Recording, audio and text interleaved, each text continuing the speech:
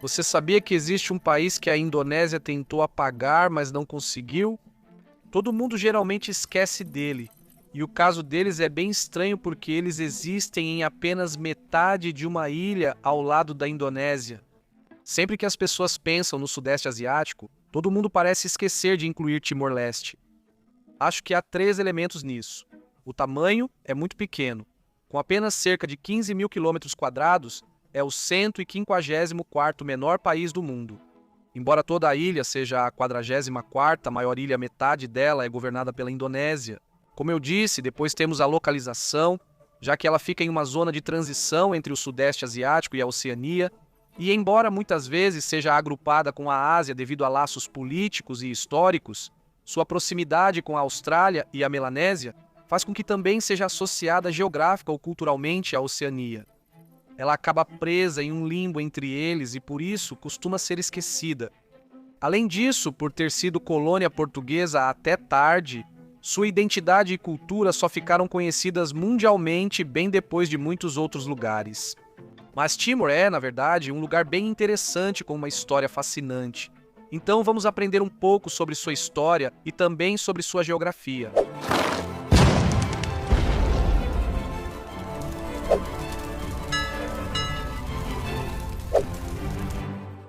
Primeiro de tudo, o que significa o nome do país? Porque o nome oficial é Timor-Leste em português, que significa Timor-Leste. Ele recebe esse nome por causa da ilha onde está localizado, chamada Timor. O país fica no leste da ilha, exceto por um pequeno enclave que mencionaremos em breve. O interessante é que Timor vem da palavra Timur, que significa leste em malaio. Então temos um nome tautológico que significa leste-leste. Uma curiosidade: em Tetum, o idioma nativo usado junto com o português, o país se chama Timor-Lorosa, e Lorosa também significa leste. Mas muitas vezes é traduzido literalmente como onde o sol nasce, fazendo de Timor um paralelo ao Japão, chamado de Terra do Sol Nascente. Agora, e quanto à sua geografia? Já podemos perceber onde fica, mas e quanto aos seus detalhes? Timor é a maior das ilhas menores da sonda no arquipélago malaio. O país compartilha a ilha com a Indonésia. Uma característica em comum é Oicos, que é um enclave timorense separado do restante do país pelo território indonésio. Além do território continental, Timor-Leste também inclui a ilha de Atauro ao norte e a pequena ilha de Jaco na ponta leste. Tem fronteiras marítimas com Indonésia e Austrália. A linha costeira tem cerca de 700 quilômetros. E o país possui uma grande zona econômica exclusiva em relação ao seu território. Geograficamente, o país é dominado por montanhas. Cordilheiras de antigas montanhas vulcânicas e nativas percorrem boa parte da ilha. Quase metade do território tem encostas íngremes, dificultando a agricultura e infraestrutura. O ponto mais alto é o Tatamailau, também conhecido como Monte Ramelau, que se eleva a quase 3.000 metros. A costa sul é um pouco menos montanhosa e inclui algumas planícies costeiras. A maioria dos rios é, na verdade, sazonal e diminui significativamente durante os meses de seca. A capital, Dili, está localizada na costa norte, enquanto Balcal é a segunda maior cidade, situada mais a leste. O clima deles é meio tropical, mas tem temperaturas bastante estáveis ao longo dos anos. Há uma estação chuvosa bem definida, geralmente de dezembro a maio, e uma estação seca no restante do ano. Os ecossistemas costeiros do país são especialmente ricos. As águas fazem parte do Triângulo de Coral, que é uma das regiões marinhas mais biodiversas do mundo, com extensos recifes de coral. Então, agora que sabemos por que se chama assim, onde fica, e alguns detalhes sobre sua geografia, vamos entrar na história. Na minha opinião, a história de Timor deve ser dividida em 4 eras. Primeiro, a nativa ou pré-colonial, depois o domínio português, a ocupação indonésia e, por fim, a independência moderna. Cada uma delas nos ajuda a entender melhor o contexto moderno do país. A presença humana em Timor remonta a pelo menos 42 mil anos. Achados arqueológicos indicam que pessoas viviam na ilha desde cedo. Os primeiros colonizadores conhecidos provavelmente vieram em migrações austro-melanésias, trazendo os ancestrais das línguas papuas atuais, provavelmente oriundos do atual Taiwan. Depois, novos grupos chegaram, muitos com origem comum, mas vindos de outros lugares. Povos austronésios vieram pelo mar, trazendo novas línguas e práticas agrícolas, e com o tempo se misturaram com os habitantes anteriores. As histórias de origem de Timur frequentemente descrevem colonizadores navegando ao redor da ilha e desembarcando no sul, às vezes dizendo que vieram de lugares como a Península Malaia ou Sumatra. Como em muitos lugares, a agricultura evoluiu aos poucos e tornou-se central para a vida na ilha. Antes da chegada dos europeus, Timur não era um estado unificado. Em vez disso, era composta por muitos pequenos reinos e comunidades, cada um centrado em uma casa sagrada, governado de acordo com a lei consuetudinária e com o poder político dividido entre um liurai, um governante com autoridade prática, e um Hainayin, uma autoridade espiritual. Ligados a essas tradições, esses reinos formavam alianças mutáveis, mas muitos duraram séculos. Então havia uma espécie de união de fato, em algumas áreas. Desde pelo menos o século XIII, eles eram conhecidos pela extração e produção de sândalo, que era altamente valorizado em toda a Ásia para perfumes e entalhes. Comerciantes do sudeste da Ásia, da China e da Índia visitavam a ilha para comprá-lo. As exportações de sândalo ligaram Timor a redes comerciais globais antes dos europeus, mas era vista como uma das muitas ilhas da região, crucial para o comércio de especiarias, assim como as Malucas, Java ou Sumatra, até mesmo a própria Bornéu. Os portugueses dominaram a região por causa do comércio de especiarias. No início do século XVI, Portugal navegava pelo mundo, descobrindo rotas para a Índia, China, Japão e novas ilhas e terras desconhecidas pelos europeus. A produção de sândalo levou-os ao Timor no fim dos anos 1500, mas sua presença ficou restrita ao comércio por muito tempo. Só nos séculos XVII e XVII, primeiro, tentaram impor controle mais forte, especialmente após serem expulsos das ilhas vizinhas pela Companhia Holandesa das Índias Orientais, que buscava monopólio no comércio de especiarias. Em 1769, os portugueses decidiram que queriam uma presença permanente lá. Então fundaram Dili, que se tornou a capital do que ficou conhecido como Timor português. Apesar disso, seu controle sobre o interior da ilha foi fraco por anos. Uma fronteira formal entre o Timor Ocidental, controlado pelos holandeses, e o Timor-Leste português, só foi finalizada em 1814. Essa fronteira, mais tarde, se tornou o limite internacional entre a Indonésia e Timor-Leste e explica por que o país não governa toda a ilha. Foi uma divisão colonial anterior. Isso também explica o enclave no lado oeste da ilha. Tudo isso está em um tratado do século XIX, onde Portugal aceita o controle holandês da parte oeste da ilha, mas exige, com aprovação holandesa, manter o enclave de Huicos, seu ponto histórico de desembarque e capital inicial de Lifau, estabelecida por frades dominicanos, uma razão mais simbólica. Na verdade, chegaram primeiro em Solor, ilhas próximas, mas Lifau foi a primeira chegada na própria Timor. Por séculos, Portugal negligenciou a colônia, investindo pouco em infraestrutura, educação e desenvolvimento. A economia era baseada na exportação de sândalo e depois café, enquanto a maioria da população seguia pobre. Os portugueses tinham outras colônias na região, como Malaca, Macau, até Goa e outras cidades indianas, mas eram muito distantes e por isso havia um apoio muito limitado. A maior parte do sândalo era enviada para Macau para processamento e depois exportada de lá mesmo. Assim, a maior parte do lucro ficava em Macau e nunca retornava para Timor. Mas os portugueses começaram a desenvolver a colônia lentamente. Eles introduziram o catolicismo e hoje Timor é um dos países mais católicos do mundo. 97% da população segue essa religião. É um caso bastante único dentro da Ásia.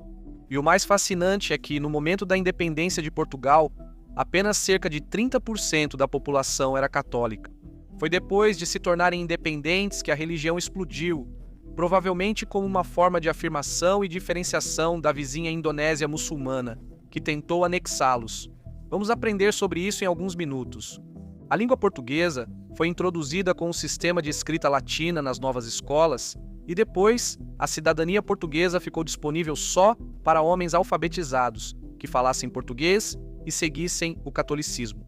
Na Segunda Guerra Mundial, apesar da neutralidade de Portugal, Timor virou campo de batalha. Forças aliadas ocuparam o território em 1941 para tentar impedir uma tomada japonesa, mas os japoneses vieram mesmo assim em 1942. E o interior montanhoso presenciou combates de guerrilha envolvendo timorenses locais e tropas aliadas. Dezenas de milhares de pessoas morreram devido à violência, fome e doenças. Após a derrota do Japão em 1945, o domínio português retornou. Agora, nas décadas de 50 e 60, Portugal começou a investir um pouco mais na região com educação e desenvolvimento, mas o progresso foi bastante limitado. Após a Revolução de 1974 em Portugal, que acabou com a ditadura e iniciou o processo de descolonização, as mudanças políticas foram rápidas, partidos surgiram e as tensões cresceram. Em 1975, houve até uma breve guerra civil entre grupos locais. Um partido, a Fretilin, declarou independência em 1975, mas poucos dias depois, a Indonésia invadiu, e isso nos leva à terceira era da sua história, a invasão e ocupação indonésia. A Indonésia, que também já era independente dos holandeses e ficou com o oeste do Timor após a independência, estava determinada a tomar o leste da ilha. Isso aconteceu principalmente por dois motivos. Primeiro, eles viam a existência do Timor-Leste como uma anomalia e queriam tomar toda a ilha. Segundo e principalmente, temiam o surgimento de um Estado independente de esquerda perto de suas fronteiras, o que poderia desestabilizá-los internamente e, potencialmente, inspirar outras ilhas a buscar sua própria independência. Então, eles invadiram em 7 de dezembro de 1975. No ano seguinte, declararam o Timor-Leste como sua 27ª província. A ONU não reconheceu a anexação e os timorenses iniciaram resistência imediata. A Fretilin começou como exército convencional, mas após perder território, adotou a guerrilha. A ocupação foi marcada por violência generalizada por parte da Indonésia, houve deslocamento forçado, fome e doenças. As estimativas de mortes durante o período variam, mas pelo menos 100 mil pessoas morreram, podendo chegar a 200 mil, uma perda enorme para uma população tão pequena. A Indonésia construiu infraestrutura, escolas e serviços de saúde, mas principalmente para exibir e servir aos colonos indonésios enviados para lá. A repressão contra os timorenses e portugueses foi muito severa.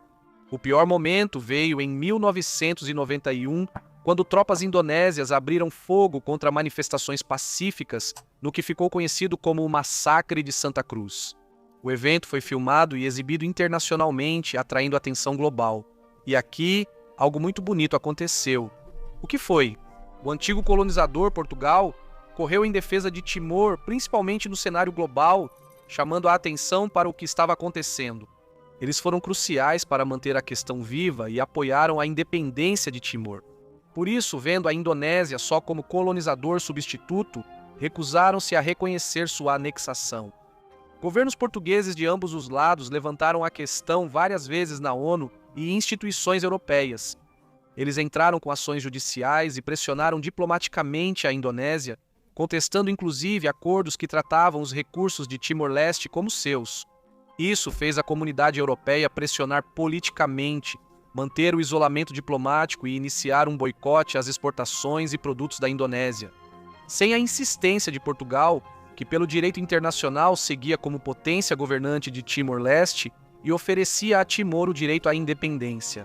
A situação poderia ter saído das preocupações globais, mas o esforço diplomático e a resistência timorense, principal fator, funcionaram. Durante todo esse tempo, Jusehan Zuarta, líder da resistência, foi exilado e defendeu incansavelmente a liberdade dos timorenses na ONU e em vários governos.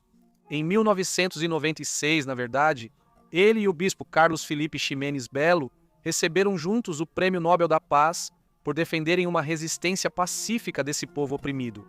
Dentro da Indonésia, a situação também começou a mudar, principalmente em 1998, quando o presidente Suharto renunciou após mais de 3 décadas no poder. Seu sucessor enfrentou uma crise interna e um crescente escrutínio internacional, incluindo pressão de Portugal. A Austrália, que também apoiou a causa, e toda a ONU, a Indonésia concordou em permitir um referendo sobre o futuro de Timor-Leste e, sob supervisão da ONU, o povo de Timor-Leste votou, com quase 80% escolhendo a independência em vez da autonomia dentro da Indonésia. O problema não terminou imediatamente. Milícias pró-integração, com apoio de membros das Forças Armadas da Indonésia, iniciaram nova onda de violência. Cidades incendiadas, infraestrutura destruída e centenas de pessoas deslocadas. Diante de forte pressão internacional e com mais isolamento diplomático, a Indonésia concordou em permitir a intervenção de uma força internacional de paz. Ela foi liderada pela Austrália. Eles chegaram em 1999 e começaram a restaurar a ordem e mais tarde, naquele ano, a Indonésia revogou formalmente a anexação e a ONU assumiu a administração do território por um período de transição. Timor finalmente conquistou sua independência. Ao entrarem no novo milênio, e após aquele breve período de administração da ONU, eles finalmente se tornaram oficialmente um país independente. Em 2002, uma nova Constituição entrou em vigor, instituições democráticas foram criadas e o país aderiu à ONU. Xanana Gusmão, líder da resistência, virou o primeiro presidente. O resultado de todo esse processo também criou um laço incrivelmente forte entre Timor e o antigo colonizador Portugal. Como na Austrália com Portugal, o português virou cooficial.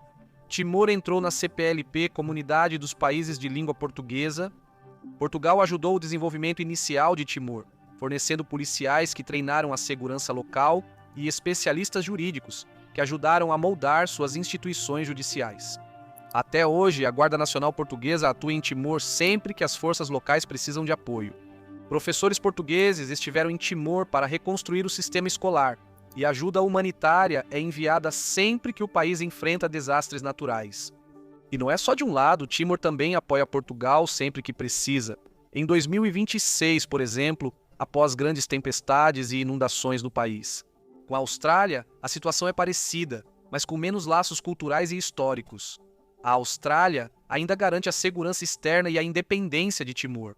Eles auxiliam Timor na extração de petróleo e gás no Mar de Timor, o que alguns timorenses consideram problemático.